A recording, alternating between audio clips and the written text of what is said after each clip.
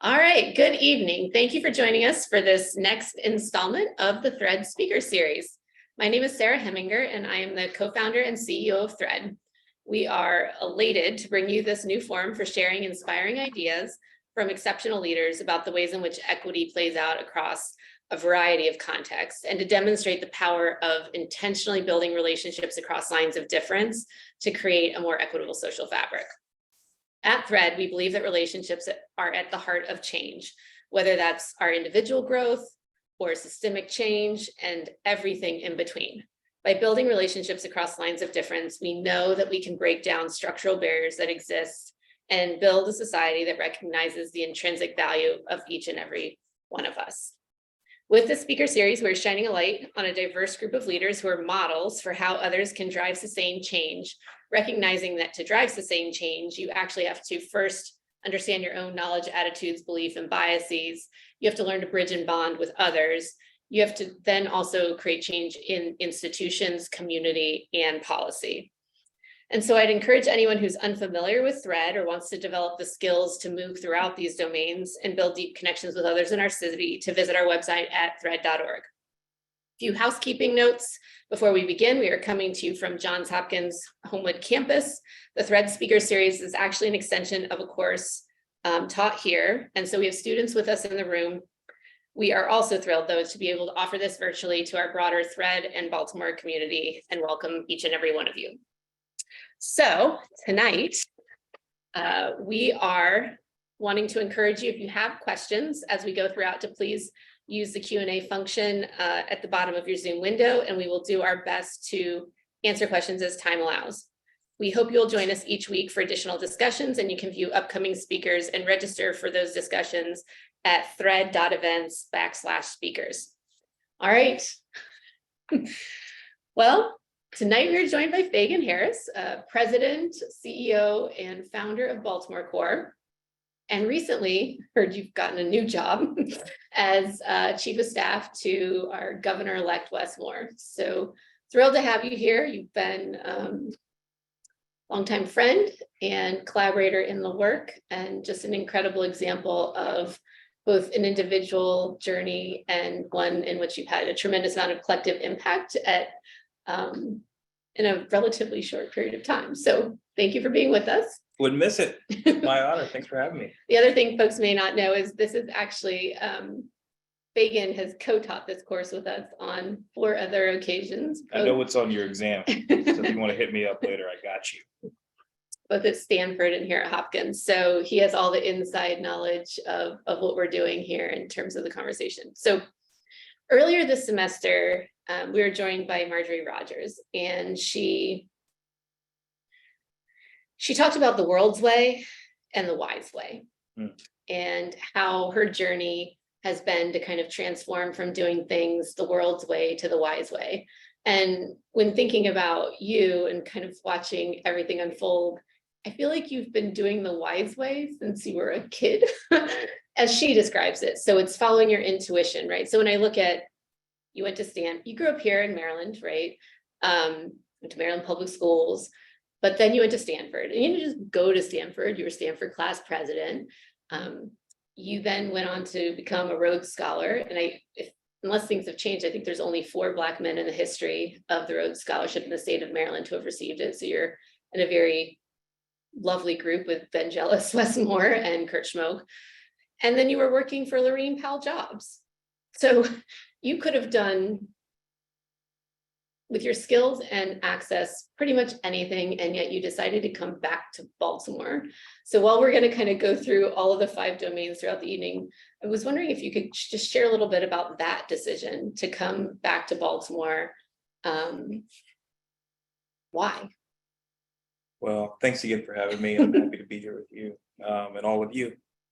I think for me, any answer to that question starts with my parents.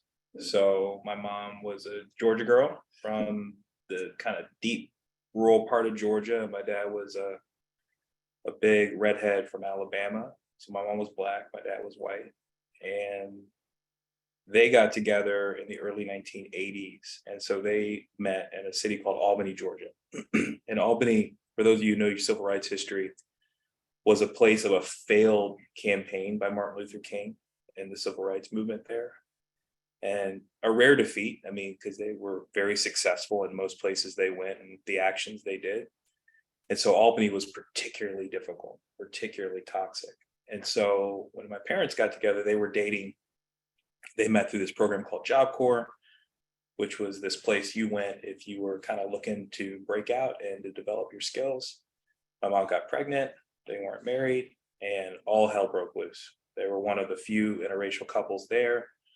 It's hard to verify this stuff. Some people have said they were the first openly interracial couple there, but it was highly unusual for people to date across lines of race. And so 8 months pregnant, my parents looked at each other and they're like, we can't raise this kid here.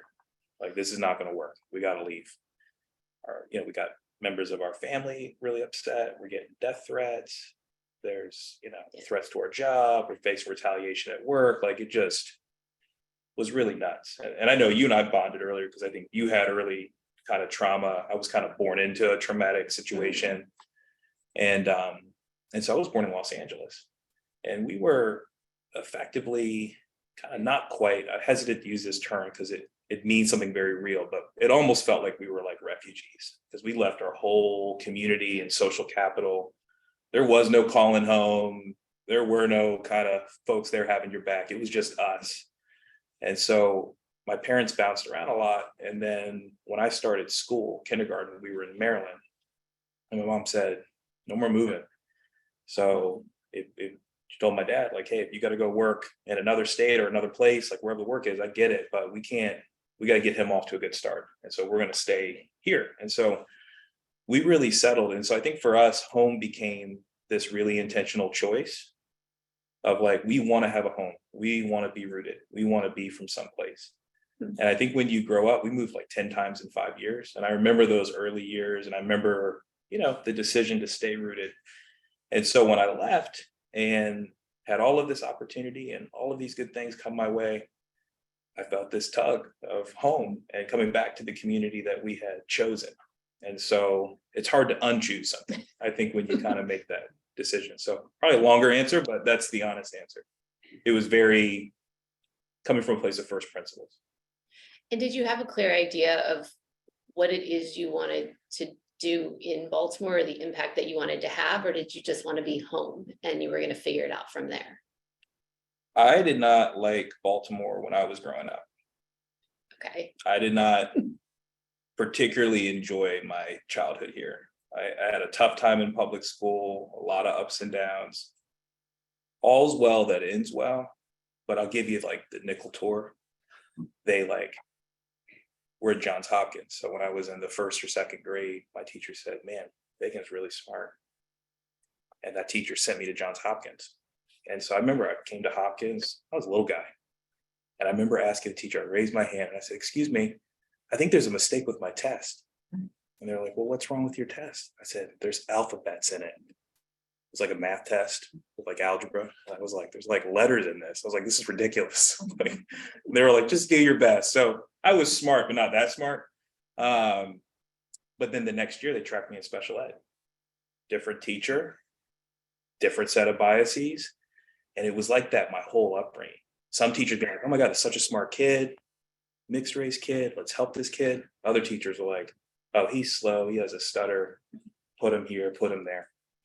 And that herky-jerky thing was really tough for me. But what it taught me was humility, and it taught me empathy. Because I remember being in those like quote unquote slow classes. Some of my best friends in the world, they were not slow at all. Right. They were just mislabeled and poorly treated. And it taught me that there's a real fine line in life around success. And I think it helps me stay super level. So it's been a pretty nutty week, but you know me well. I'm kind of like, okay, sounds like I just got a hard job.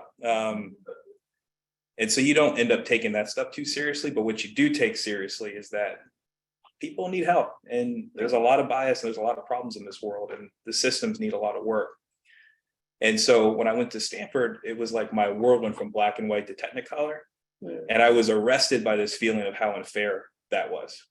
And I was like, wait a minute, go back home. And there's kids just like me except they didn't have a mom who advocated that. They pulled them out of the class every other year, going back up to the guidance counselor, be like, hey, you tracked my kid wrong again.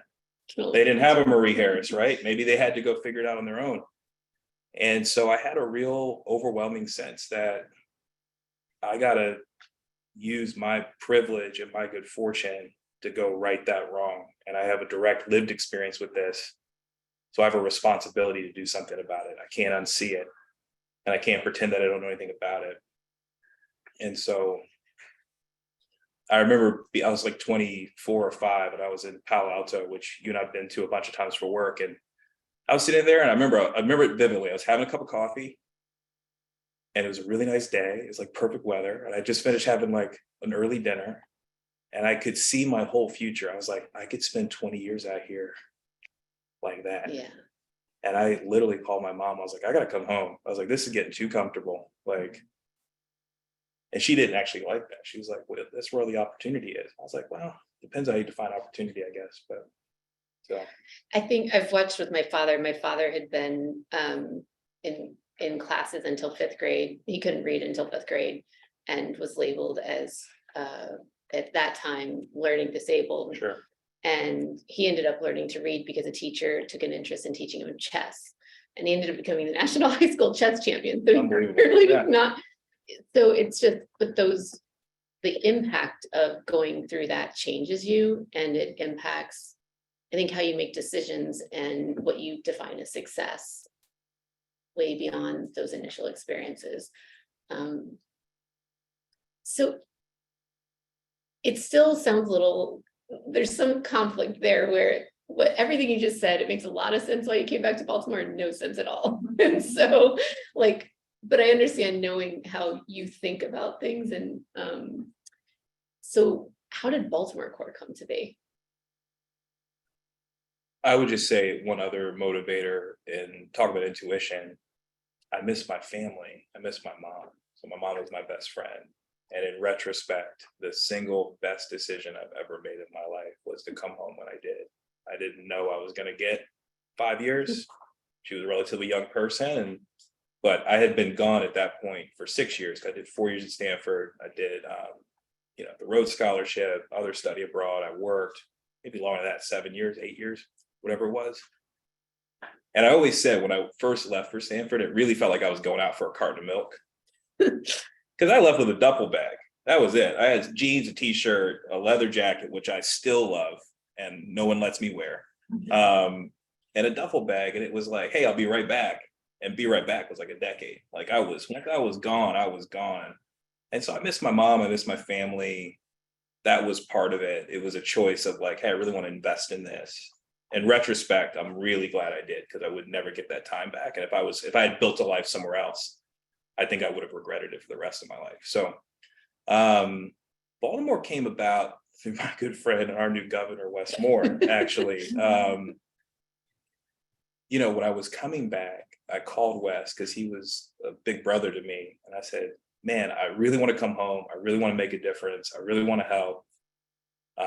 Bright-eyed, bushy-tailed, like put me in the fight, but I have no idea what the fight is. I have no idea like what's needed. I have no idea where I fit. It's like one big question mark for me. And I'm freaking out because I'm a type A overachiever, and I am not used to not having a plan. And he was like, I'm your plan. I got you. Just come home, take a deep breath, relax. And he said, I'll just start connecting with people.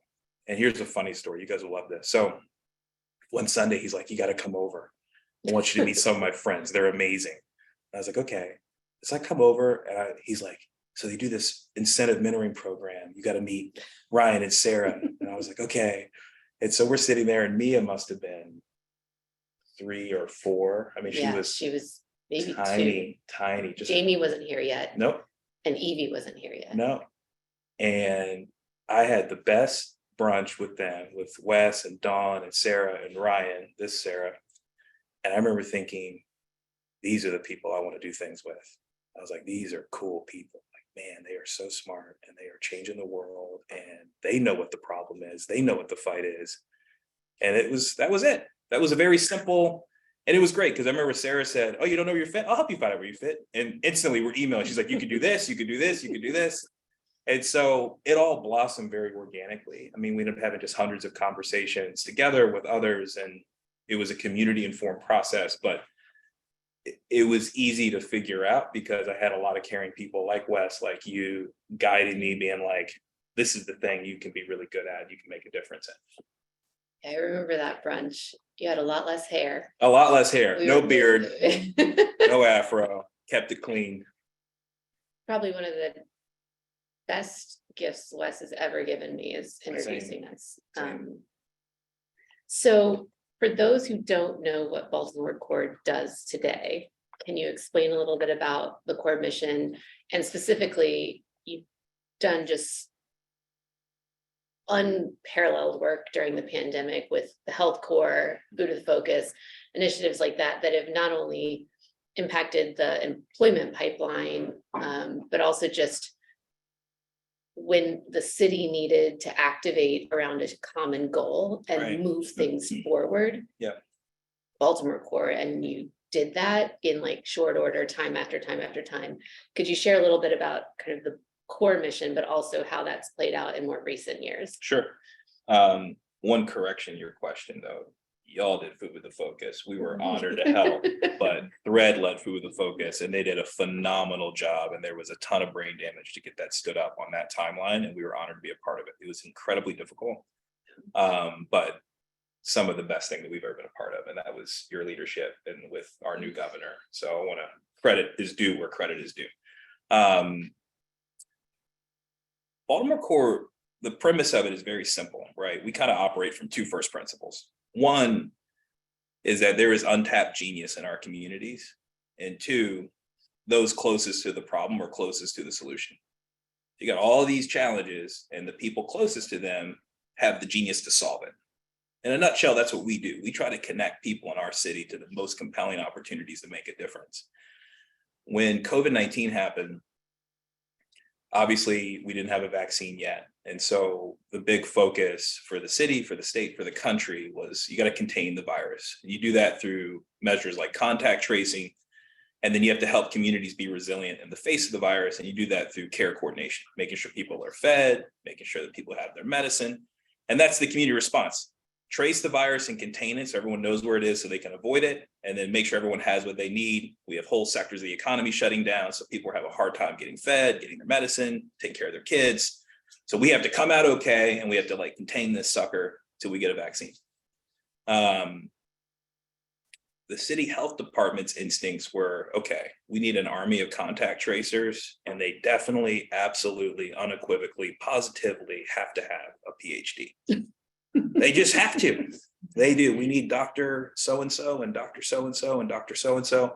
Because if we don't have these armies of PhDs, maybe an MPH, if it's from Bloomberg School of Public Health, we got to have them. And so we called the health department and said, hold on, before you go hire all the PhDs, we agree, you probably need a couple of them, but do you need 300 or 400 of them? He said, what are these jobs like? What do they actually entail? And so at first you get like the wall of jargon. And you kind of get through the wall of jargon, and it's like, well, we need people to call their neighbors, need to check in. When you call, the neighbors need to trust the person calling, so they actually feel comfortable disclosing stuff about their health status. They need to call the neighbors back, make sure they're doing okay, getting what they're needed. That relationship needs to be there. You know, they need to be smart. They need to understand like all this health terminology and all the rest. But that's like the long and the short of it. And then like, you know, data entry, uploaded, make sure like the system, the dashboards, all of that. And so as a society, we had just laid off everyone who worked in a restaurant. We just laid off everyone who worked in customer service.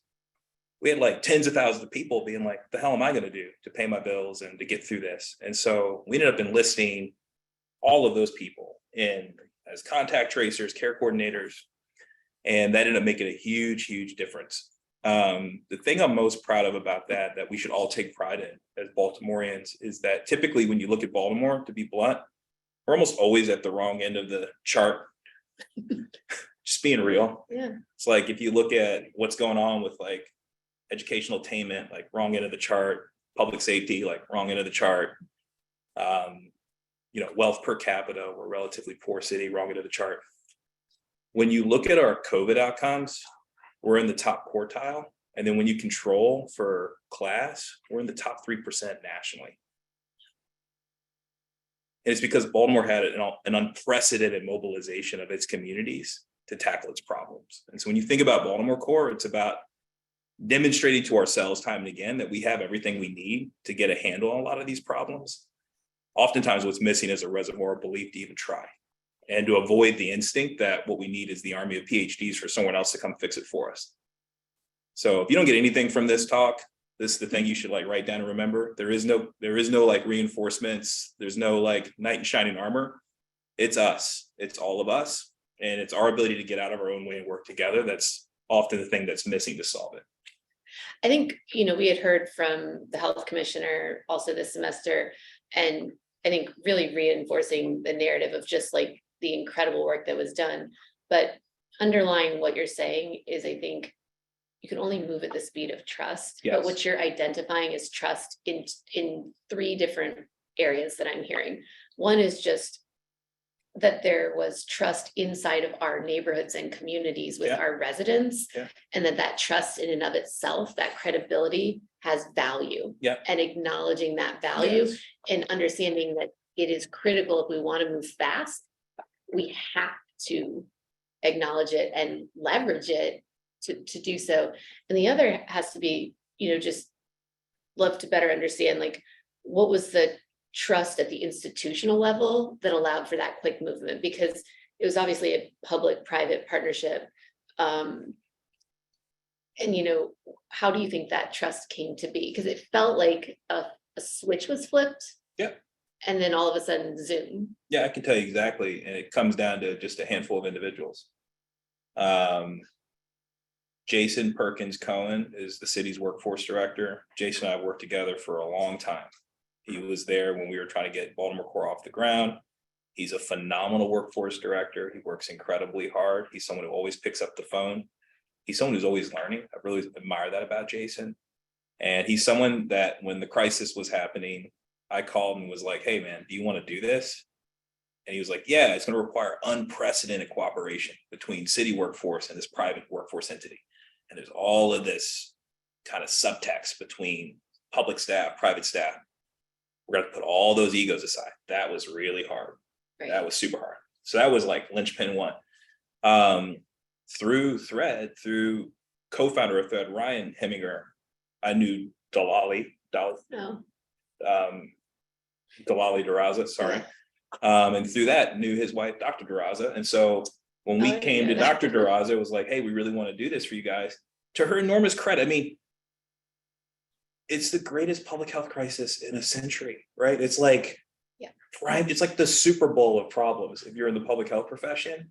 And the last thing you want to hear is like, don't go fast on like a known pipeline of experts that you can just import from around the country to do this. Go a little slower and then retrain all of these city residents who don't have jobs, who don't have previous background in this, and get them up to the standard of being a public health professional. And by the way, do it in 6 weeks. And she was like, yeah, game on. We know each other. That's cool. Let's rock. It was the handful of key leaders. And then of course, Cheryl Goldstein, who at that point I think was deputy mayor, chief operating officer. I forget. She was in the mayor's office in a very prominent role. And then I got to give Mary Young, I'm going to shout out Mary Young, a lot of credit. Like Mary Young, I think did a phenomenal job in the crisis. And I think he balanced we got to move urgently and just do the best we can with, we've also got to work differently and we're gonna have to rethink the formula. So it was a lot of unlikely bedfellows, frankly, kind of coming together, but the existing relationships between Cheryl, Dr. Daraza, Jason, myself, and even to some extent, Mayor Young, not that he was directly involved, but it was his guiding principles that even created space for us to do this, that ended up making the difference.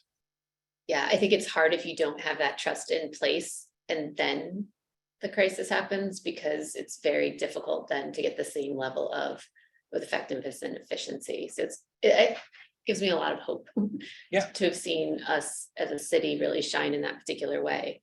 Can I say one other thing too? Of course. I think a lot of us, when we were around in 2015 and it wasn't there, I think all of us had a sense that not the pockets of excellence in 2015, but kind of rich lard, that we blew it. And I think there was a palpable sense of, we can't blow it again. Like, Right. we got kind of put in our own separate quarters in 2015, and there was more conversation about how we didn't trust each other, as opposed to fast forward to 2020, it was like, yeah, we can't do that movie again because people will die. Like lots and lots and lots and lots of people will die. Like being at the 3% in the nation versus being at like the median or versus being in the bottom quartile is like thousands of lives. It's like grandmas and grandpas, brothers and sisters, mothers and sisters. So like, let's not get it twisted. It's like the stakes are life and death. And I think everyone was acutely aware that this is all super hard, but like, we've got to do it. That's a really good point. I also think there was a lot of intentionality generationally to try to help build that trust, to try to convene folks that were either new to the city or newer in their roles, and try to help build those friendships and relationships. Well, you brought the during faith that leaders time to the period. table too, which we had never really worked with the faith community in earnest. And then to have all of the faith leaders there, and that talk about generational, spanning generations, Right. that was enormous. Wes did that. It's awesome. Yeah, I think he did it in an afternoon. Yeah. So when we were trying to figure out food distribution, and it became evident that churches, synagogues, houses of faith would be like a very good physical Distribution. in an afternoon, he Yeah. made that happen. So I think that has been huge. I have to talk a bit about your new role. Okay. We have Get to. into it. I'm trying to wrap my brain around. I mean, as a social entrepreneur, you're one of the most successful social entrepreneurs in the country. You've been doing it a decade. So just getting to the decade point takes a certain level of both skill, stamina, and commitment that is rarely seen. And you've had every accolade, the Going Green Fellowship, Ashoka, you now sit on the AmeriCorps board. I mean, it's been extraordinary to watch things grow. You know, your organization has what, $12 million annual operating budget. So radical success, radical impact in moments like the pandemic on the city's ability to like come together and really ensure that we get equitable outcomes, right? That's like the focus. And you're about to step into a role where the state budget, Yeah. we have a B, not an M. You know, we're talking north of $50 billion, and a very complicated state in all kinds of ways, at a really complicated time for the country. Sure. And I'm just curious, what about what you've learned in your role as founder and CEO of Baltimore Corps, do you think is going to map to being chief of staff? And then what doesn't map, and what are you going to have to learn, and learn probably quickly? Yeah. I think the biggest thing is it comes down to teams. So you and I both have the privilege of leading organizations, and you and I both have the privilege of working with great people who make those organizations run. Right. Right. So you have Allison here, who is phenomenal and has done so much good work for so many years. And it is leaders like Allison that's the secret sauce of Thread. Like, we have important jobs, but it doesn't necessarily revolve around us. And I think that's a lot of things that people misunderstand, is there's a elevation of the principal or elevation of the number one seat that I think obscures the reality is that social change is a team sport. Correct. You need to have just kick butt teams up and down the roster. And so state government is going to be no different. We have to recruit an extraordinary administration that is exceedingly capable. And I'm a recruiter. It's like what I do. And I'm pretty good at understanding what people's superpowers are. I'm pretty good at discerning people's motivations. And I'm pretty good at building trust and relationships with people quickly. And what's unique, I think, about Governor-elect Moore is that he's coming into a situation where he's not a sitting mayor. He's not a sitting county executive. The voters voted for different, which is amazing. But then think about the implication of that. What does that mean? It means he's not walking in with the team that's already built. He's got to build it from scratch. He's not bringing the team from the mayor's office with him. He's not bringing the team from his Senate office with him. Like, He is a private citizen who decided one day, I want to serve and I'm going to do this. And he started polling at 1%. And then he ran an incredible race for a year and a half. And the voters said, yeah, we want different. We want this person. And so the first assignment, the thing that definitely maps is we got to just build an amazing team. And what's really cool about this opportunity is the entire state's paying attention. And I think the way he ran is he's running as a unifier. And so a lot of people are raising their hands saying, I want to serve. And so my job is to help activate as much of that latent potential as we can, and to get those folks kind of in the game. I think what's not going to map, I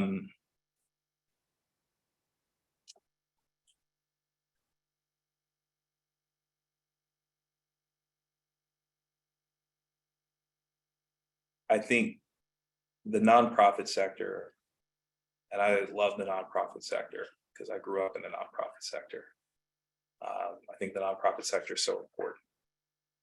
And there are norms of operating in the nonprofit sector that will not map in the public sector, particularly at that scale and altitude. And so I've got a lot of instincts. For 10 years, I've scheduled myself. Because when you're a nonprofit leader and you're in community, what really sucks is when you email the CEO of Baltimore Corps and you're like, I really need help on this thing and I'm just a person in the world. And they're like, talk to my assistant.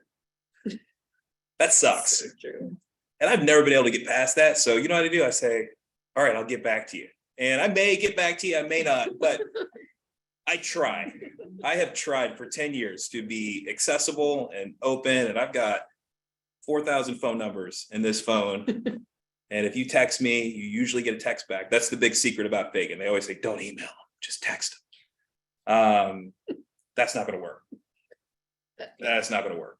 So there's that stuff that you're kind of like, well, all right, there's a lot of good here I need to take with me. And there's some stuff that's just not going to translate that I need to be mindful of. Otherwise, you don't scale with the scale of the challenge and the opportunity. Yeah, it'll be interesting to hear from you a year from now. Also, the norms around, when you're an entrepreneur, the ability to pivot and move and change. Yeah. And so now in government, the norms there, not having been in government, but having some proximity, assuming that's going to have a different tone and tenor to it too, that will require some adjustments. So I hope we can translate the nimbleness and the agility as opposed to lose it. That would be, yeah. Because I do feel like that's one of the reasons the governor asked me to do this is he was very clear. He's like, I'm asking you to do this because we need to do it differently. We need to bring innovation. We need to bring urgency. And as you know, we both operate as if our hair is on fire. Like we get up every day. You should see our text sometimes. It's like, oh my God, we got to do this thing. Like, I love hearing from Sarah because she's like, this thing is happening. It is a disaster. It is a crisis of the first order. We must deal with this. And it's like, did someone get the toilet paper at Touchpoint installed? Can we jump on this? But we do that because urgency is important. Yeah. The work can't wait. And so we have to set that tone on literally everything because you got to focus people. And so I fully intend to bring the urgency. So I look forward to it. I want to go back to the part about building a team. Right. So when I think about Lincoln, for example, and the team of rivals with Seward and Chase and Bates, and that he built his cabinet partially out of his opponents. Right. Does that fit into the strategy for how to build a team? And if so, what does that look like? It absolutely does. And we're reaching out to everyone who cared to run in this race. You reach out to people who frankly didn't even participate in the politics of this race, right? You go find people who are just out there doing the work and maybe they're disenchanted with the political system or public service. Like you go find the best people who bring the most relevant, direct experience, including lived experience to this work, to the table as you can. And again, I think in some ways for Governor-elect Moore, that's the opportunity here because he's not bringing a lot of incumbent baggage. Right. There's not a lot of like seats already filled on the bus, so to speak. Like he has built a movement that has very high expectations around inclusion. And so absolutely, you got to reach out to rival camps, and you got to reach out to folks who might have disagreed on this or disagreed on that, and say, okay, we did this contest because that has value, and that's the way our society and our democracy works. That's done now. We all got to come together and solve these challenges. Do you feel like, in the same spirit of Lincoln, Dick Riggs, who we both Yes. absolutely Rest in peace. loved, used to talk about how Lincoln was horrible at decision making initially, and he was very slow. Right. And it was because he had not gotten clarity about what the number one goal was. And once he got clarity about the number one goal, it just started to move really quickly. But having that North Star be very crisp and everyone be able to rally behind it also brought clarity of thought for him. Is that at this stage, like, clear what the number one goal for the administration is going to be? I think what's clear at this stage is that we need to execute an incredible transition. We need to execute the most successful transition. And so what is the transition? The transition is, okay, the campaign is over. We now need to get input on what the number one goal ought to be, so that we can create buy-in around that goal, so that the administration has a set of objectives, just a handful at the very top, that are enterprise-wide with key results. The same way that you run Thread, the same way that I ran Baltimore Corps, this also is another thing that just maps. And so the number one goal right now is to run a very successful transition. And I think as of this morning, don't quote me on this, but as of this morning, we had more than 500 people sign up to participate in the transition. I would not be surprised if that number's doubled since this morning to tonight. So you're probably looking at, by tomorrow, roughly 1,000 people who are actively informing what the administration needs to be about. So that's the focus right now, is we need to run a world-class transition. We need to hear all the voices. We need to align on those goals. You forge this stuff together. Like, he could win and just be like, all right, guys, I know what we're doing. Right. But that's the quickest way to lose a lot of your coalition that you assembled in the campaign. You got to make sure that the people who brought you at the dance stay at the dance. And the best way to do that is to continue to engage them and make sure that they're part of the process of setting goals. So, I mean, we've worked together long enough that, in terms of running an inclusive process, it's kind of my jam. And one of the challenges with doing that is you can get in a situation where you have a lot of noise and find difficulty locating the signal. Yeah. And getting to signal is going to also be important. Do you have a sense of, okay, as you're gathering input, and number one goal now is the transition itself, that will evolve to then the number one goal for the administration. What do you think is going to be important in getting to signal? Keep it in mind the guardrails and the parameters that he ran on in the campaign. And also recognizing that voters have made a choice. I mean, he won by the largest gubernatorial electoral margin in 40 years, right? So 2 generations of elections, you have to go back 2 generations of elections to see someone who's won this successfully. So then you got to say, okay, well, what were the first principles of that campaign? What did the public say? Yes, please. And for him, it's a focus on work, wages, and wealth, making Maryland stronger and healthier and wealthier.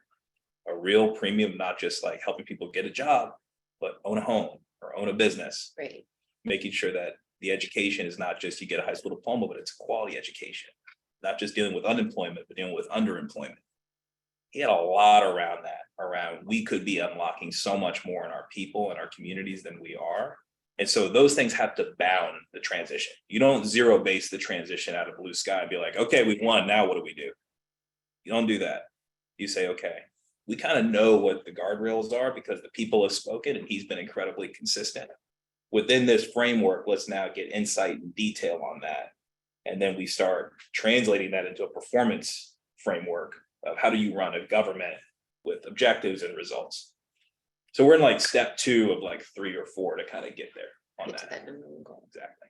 Yeah, it's interesting to think about and also exciting. I'm curious. So, we talk a lot about lines of difference and how to bridge and bond across them. And one of the lines that I think gets buried a little bit is generational line of difference. Mm-hmm. We talk often about race and class and religion. But Mayor Scott made an interesting point last week about, he became mayor at the same age that O'Malley became mayor. You think about, there's kind of a new generation emerging in city leadership, state leadership.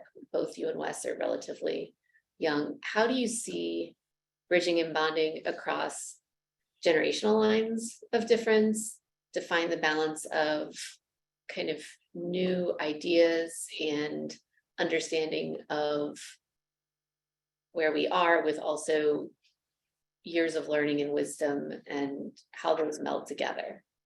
It's a good question. I think it's one of our more difficult challenges right now, if I have to be honest. I think a quarter of people in Congress are 70 and older. Right. I mean, the President of the United States is the oldest person who's ever held that job. I say that with the utmost respect as a appointee of the Biden administration, right? That's just a fact. And so I'm just affirming your point.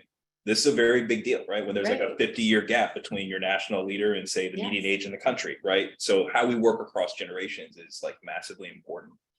Bobby Kennedy had a saying that I've always been fond of, that youth is not a time of life, but it's a state of mind. And that's always my North Star, which is I'm really uninterested in your age, and I'm more interested if you're interested, and I'm more interested if you're learning, and if we're both committed to growing together. And so it's incumbent upon me, as I do what I do, take counsel, to seek it out, to learn from people who have experience. And then what you want in the spirit of reciprocity are people who want to hear the new ideas and want to engage. And so I think if everyone could kind of hew to that rule of thumb, I think you get there. And so like Jan's here. Jan gave me a book. I'm going to read the book because Jan's the man. And like, that's great advice. And I really appreciate it. Thanks for thinking of me. And I'm going to do that. But you can't do that if you're like, well, I know everything, Jan. I'm like, thanks, I'm good. I don't need the book. And I see it at all ages, whether people are closed off or open. And then you also see people of all ages who are open. And to me, that's the core thing, is youth is not a time of life. It's a state of mind. It's a curiosity, and it's an appetite to learn and grow.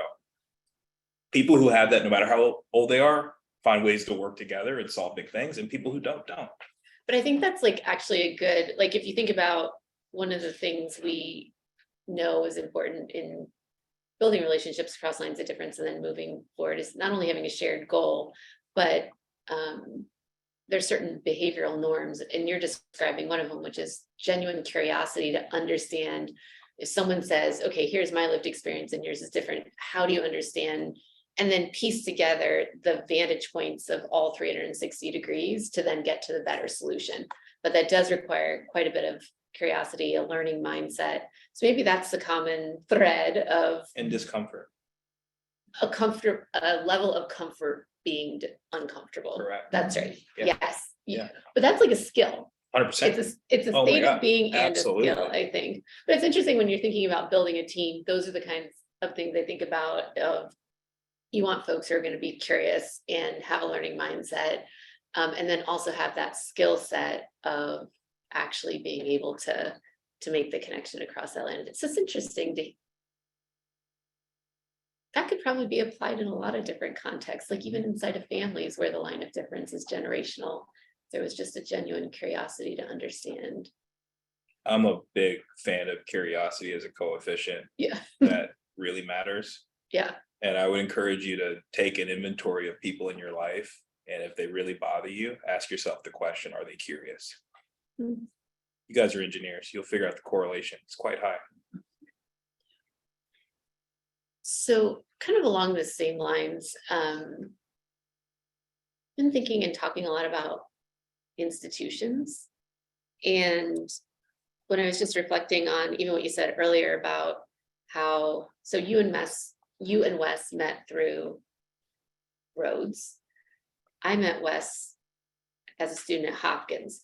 So institutions are responsible for the relationship, at least the initiation of the relationship, right? And so when I think about if institutions are at times are inherently inequitable, Sure. then you're going to reinforce a network that doesn't have a diverse set of lived experiences, which then if you layer on a lack of curiosity, it's hard to kind of then move things forward. I'm curious what you think what the role of institutions, and I don't mean government, but corporations, universities, play in helping facilitate a more diverse network of relationships and lived experience? I would say a few things on this, and this is a bit of a long answer, but I think there's a point here, so we'll see. The polling on institutions is very negative. Most Americans have lost faith in institutions, and that has happened over the last 40 years, but it's really happened in the last 20 years. Like, people's belief in institutions has dropped precipitously. Used to be that people had huge faith in the military, huge faith in the church, huge faith in corporate America, huge faith in like the federal government. They don't really have faith in any of those things anymore. And that has contributed to a bit of an unraveling in our communities, because to your point, institutions really help organize us. It's how we meet who we end up marrying. It's how we make friends. It's Right. all of these things. And I think what I have experienced in my role, and I don't want to speak for you, I'm always amazed at how much emotional equity people invest in something like Baltimore Corps or Thread. I'm always amazed. They come to things, they do more than just donate or volunteer. Like, it becomes an institution that helps order their lives. And so it's not that institutions writ large are in decline. It's just that the incumbent ones are.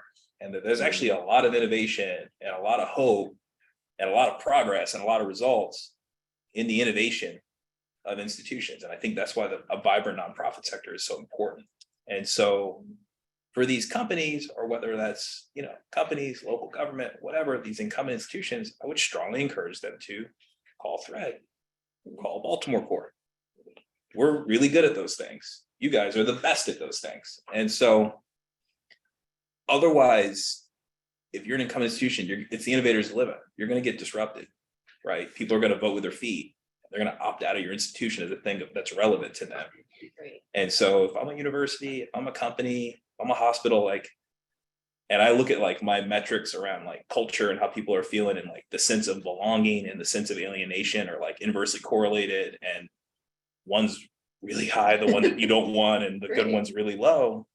I would be looking at more grassroots institutions that have figured out to meet people where they are today, and who are doing this work of bringing people together today. And I would learn from them, and I would really try to update and modernize the DNA of my culture and my company. That's what I would do. How do you think that will play a role in the engagement of institutions with the state government? I think it's a huge challenge, because I think state government obviously is a huge old bureaucracy, and I think we're going to have to work really hard to do just that. I think we're going to have to really think differently about how we engage the workforce in state government. I think personnel is at an all-time low right now. Right. There are people who just said, I don't want to work here anymore, is Right. super high. And so, we've got a lot of work to do. Just feel like all the things that you've done up until this point have led to this moment, though. God help me. Yes. And we're glad that you're doing this. I want to ask a question just in terms of, is there a particular relationship you've had at any point in life across the line of difference that has shaped you, So many. and how? I talk about our relationship. Is that point? I can't embarrass Sarah, talk about how she's my big sister, and I wouldn't be here if I didn't have Sarah Heminger in my life, and that she found me when I was trying to figure it out, and you showed me the way. So I was thinking, you were like, oh, echoing green, I was like, Sarah did it first. Like choke, I was like, Sarah did it first. Like budgeted this, I was like, Sarah did it first. I mean, who's in your life really matters, and you learn more from people who are different from you.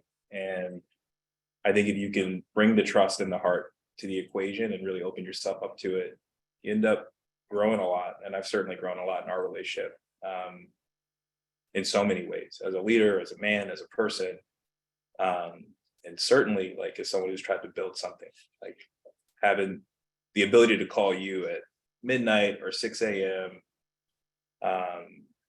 Has been everything. So I would say you're the example I would lift up in my life. But thank you. It's definitely made the work a lot less lonely which is because important. it's an incredibly Loneliness kills. Lonely- Loneliness sucks. David Brooks has taught us this 15 cigarettes a day.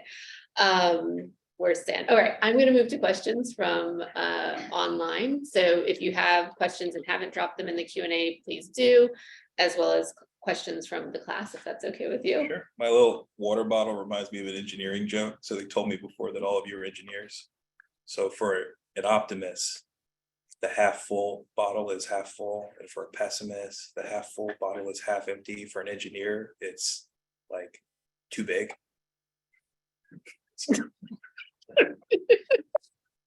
Anyway. Okay. Fagan, what do you anticipate your biggest challenge is going to be in your new role? So many. I think the state's got big challenges, as we talked about. State government is super important, and it's government, right? It's a big bureaucracy, and so there's a lot there that needs to be rethought and reimagined. I'm a process person, so I'm kind of focused on the big challenge in front of me, which is let's run a great transition and let's build a great team. And so I think if we do that first, then we will deal with The rest of it as the a problem team. that comes. Exactly. Yeah. So I think we got to do one thing at a time, or not really, but we got to deal with what we need to deal with right now. Right. And then we'll get to the next phase. What's soon your enough. number one goal right now till you Yeah. solve that? So considering that what you said earlier, Baltimore is often at the lower end of some of the quantitative measures of success, and you've also been part of some of the very positive things that have happened in Baltimore City, how are you going to take the lessons that you and Wes have learned from work here in Baltimore to the administration and apply it at the state level? We have learned so much about innovation in this city, and I think we've got to bring that energy to state government. We've got to be way more responsive, way more engaged. And we have to remember that change doesn't just happen in government, it happens in community, and it happens with and in partnership with community. And so I think the big thing that we got to keep in mind is it's not about like, oh my God, is Governor-elect Moore going to come and save the day? He's a leader, he is the leader of the state, and his expectation is that all of us have a role to play. And so my job is to make sure that we enlist as many people in this solution as we can. And that's the big thing. I think if we can do that, we're gonna get the best ideas. We increase our chances of innovating. It's gonna be really uncomfortable to hold that and to do that and be accountable to that every single day, but that's the assignment. And so it's less about this mental image of us in some room somewhere figuring it all out. Right. And it's more about how do we bring that to the people and how do we work together to actually get this stuff done. And if we can do that, I think we've got a shot at doing something really extraordinary. So your lesson learned is a process. It's not an actual, it's running a process that gets you to that solve. Yeah, one of partnership. Yeah. It's curious. So keeping in spirit with the questions. So what is a mistake that you have made that, and what did you learn from it, and how might that be applied kind of moving forward, not just in your new role, but maybe in life generally speaking? Mistake. I've made so many mistakes, guys. I mean, where to begin? Can I be an old man for a minute? I just talk to you guys as people for a second.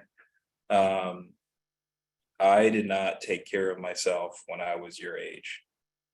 I didn't sleep enough. I didn't exercise. I didn't watch my diet. I didn't have a mental health regimen. I didn't have a therapist. Don't do that.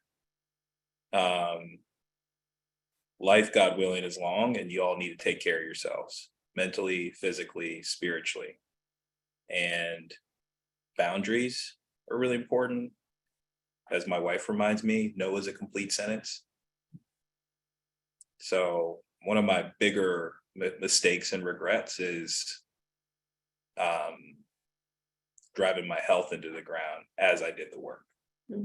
And the thing about doing the work can seduce you into believing that it is the only thing that matters, and it matters a ton, but it is not the only thing that matters. Your health matters, your family matters, and the work matters. And so keep that perspective and don't take good health for granted. And invest in it, particularly on the mental health stuff. It's a heavy and difficult time, and it's a messed up world, and there's a lot of messages, and there's a lot of stuff that can not make us feel good or do well. So take that seriously. I think that's the thing, though, that having really strong relationships helps with, is when you do make that mistake. It's like you're saying, Miriam, your wife, is the person to help you then say no. If you have friends and family around you that really care, then when They'll those help things you. they'll help you. Yeah. Yeah. And they also help, remove blind spots. I joke about the joke, but it's not really funny.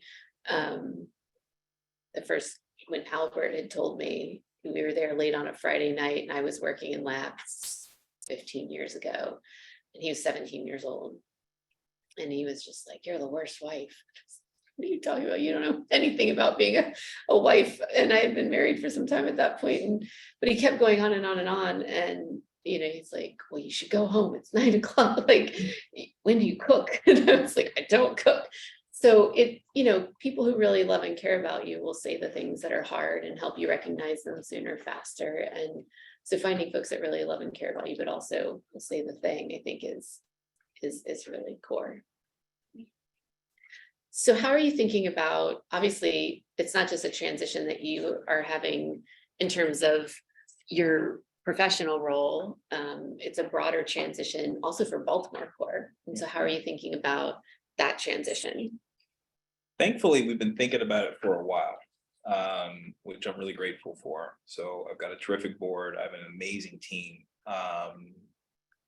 And so I would say about a year ago, as we were kind of coming up on 10 years of me in this role, I was starting to think through succession planning and kind of investments we needed to make into talent leadership. So we've got a great plan on that. We're going to elevate leaders who are internal to the organization, who've been frankly integral to the success this whole time.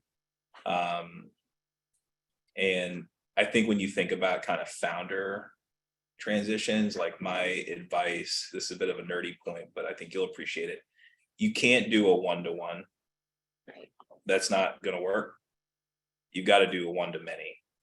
And so you got to make it clear that it's like, yeah, here's not just the person in my job, but here are other people who are stepping up in new and big ways, because the founder does occupy like a unique space in these ecosystems, and there's a lot there to kind of cover down on. And so I feel good about our one-to-many plan, and I'm excited to share more of that in the next few weeks. So, all right, we're getting down to the end, but I'm trying to get through all the questions. You have a lot of questions coming your way. So folks want to know, how do we bring curious young people back into state government jobs to bring that generational energy that may be missing now? Email me. I will write my email down. Reach out. I will get you connected. I am quite literally, that's about all I'm thinking about these days, is we have thousands and thousands of roles to fill. We need people with energy, and we need engineers, by the way. There's all this infrastructure that needs to be built around this state, and you guys are so integral to this whole equation. And so email me, go to the transition website. Like, we are aggressively recruiting just talented people of all ages across all roles. I think it's incredibly important. And I would also say, like, I just appreciate the spirit of that question, because it shows a recognition that, like, our young people are the fuel of this. And so if we don't have our young people in the mix, like, we're just not going to get it done. We're just not going to get it done. So the short answer is email me. The longer answer is email me. Like, reach out. I will get you connected, and we would love to talk. Red young people listening on Zoom, email them. Yeah, it's so, I don't know if you, one of the students that was in the Hopkins class when you taught it, Isaac. Yeah, I was with him election night. Yeah. We took a selfie. I meant to send it to you. Also an engineer, but then joined the campaign and did a lot of work on the ground in Baltimore. So just because you're an engineer doesn't mean you can't. I'm an engineer. I think Isaac was crunching the numbers that told the governor that he had won. Really? Yeah, I think he was like monitoring the data, just like there's multiple screens open and doing what engineers do. Yeah. It's pretty amazing how these things have unfolded. All right, I think we're down to our last question. And this is very much at the heart of, I think, what a lot of people are wondering about, which is you have a very Baltimore-centric audience, both in this room and I think heavily online, and wanting to understand. We asked Mayor Scott the same thing last week, which is having a new governor and team, and knowing that you and Governor-elect Moore care about Baltimore. How are you going to balance the needs of Baltimore and the needs of communities across the state? Which I know you've done an excellent job of in the campaign, but I think it's an entirely different question to answer in governing. I'm gonna try to channel my boss.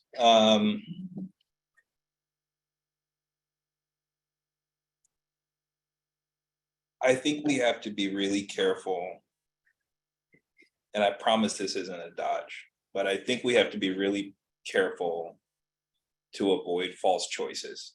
And I think we do a lot of that in America. We create really false choices and almost kind of tragic trade-offs where for someone else to win, someone else has got to lose. Baltimore is one of the beating hearts of this state, right? It is the largest city. It is the central hub for logistics and transportation. It has some of our greatest hospitals and universities. And so in some ways, I kind of reject the premise of the question, because I think when Baltimore wins, the state wins. And frankly, when the state wins, Baltimore wins, particularly when you look at how the revenues flow and what's redistributed where. So I think as Marylanders, we've got to really internalize that, like, we need the entire state to do well, including especially Baltimore. We need everywhere to do well. And when you take a critical look at some of the things that Baltimore needs, whether it's like, all right, we got a big vacant housing problem, we got to demolish that. You got a big vacant housing problem on the Eastern Shore too. Right. And when you look at how our kids are doing, so I'm on the Accountability and Implementation Board, I'm on the Blueprint, right, the big Education Reform Board. We got kids across state struggling too, just as aggressively struggling as our kids here in Baltimore are struggling. And so I think the governor, and I share this view, and I really don't want this to come off corny, but I mean it. We got more in common than we ever don't have in common. And we get into these really unproductive conversations, Right. as opposed to focusing on what are the solutions we can do in Baltimore and across the state. What can we learn what we're doing over here and bring here? As the state does better, it has these ripple effects out that help other places. I mean, you can watch some of the more critical news coverage and they'll say like, oh my God, the like crime in Baltimore is now affecting the surrounding areas. It probably is, which means that when we deal with the crime in Baltimore, we're making everybody safer. So I could go on and on and on, but we've really got to avoid these binaries. I think it's killing this country. I think it's really holding us back, and it puts us in these really unproductive postures as opposed to focusing on what's working, how do we scale it, how do we do it more places, how can we learn from one another, and how can we really kind of stitch back up the state so we start feeling like we're one state. And I'll close with this. When my parents moved here, we didn't move to Baltimore, we moved to Bowie. So I went to kindergarten in Bowie. I grew up in Anne Arundel County. I've like built a life, got married, started a company, done a lot of good here in Baltimore City. So my story is not like a Baltimore story, it's a Maryland story. And when you look at Governor-elect Moore, he was born in Tacoma Park, and he went to college here in Baltimore City, and his mom lived down in Anne Arundel County. Like, we're everywhere. We're Marylanders, and like we gotta knock it off because we got so much to do, and we can do it if we pull together. The city is so blessed with assets and resources, but we will live and die by our moral imagination. I'll put it that way. And so we've got to take really care. When I hear questions like that, I think you're like, oh, got to be careful with that, because that might lead us down to a road where we have to somehow land on a result where for me to win, you have to lose. Right. And I just don't think that's the way we see it. Yeah, I mean, while you're stitching, we're going to be continuing to weave. Yeah, let's stitch, let's weave, let's bob. But it's if you fundamentally believe that we're inextricably linked, then you behave and approach everything differently. And that we agree upon is that we're all interconnected. and understanding that relationship kind of knits us all together. Like when you start to think in that way, you solve in that way, and you move in that way, and you treat people in that way. So that is encouraging to hear at the state level. Thank you so much. I Thanks can for only having me. imagine what the last, not just week, probably past few months have been, and it means a lot that you are here with all of us, Wouldn't miss it. especially to I'll be our back young next year. people, who I know have looked up to you and really have appreciated your leadership, especially when they've seen you at Touchpoint and in other spaces, and this is just another space. So thank Cool. you. Thanks for having me. And thank you all for joining us for the Thread Speaker Series. We hope you enjoyed the discussion and will join us for our final speaker in the series 2 weeks from now on November 30th. We will be joined by Michael Sarbanes. You can register at thread.events/speakers. We also want to invite everyone to join us for our holiday party, which is very fun, full of dancing, music, movement, and just being together. It is on Sunday, December 11th at the Hyatt Regency, and you can go to thread.events/holiday party to join us there. And we hope that we will get to see you, not just virtually, but in person. Thank you.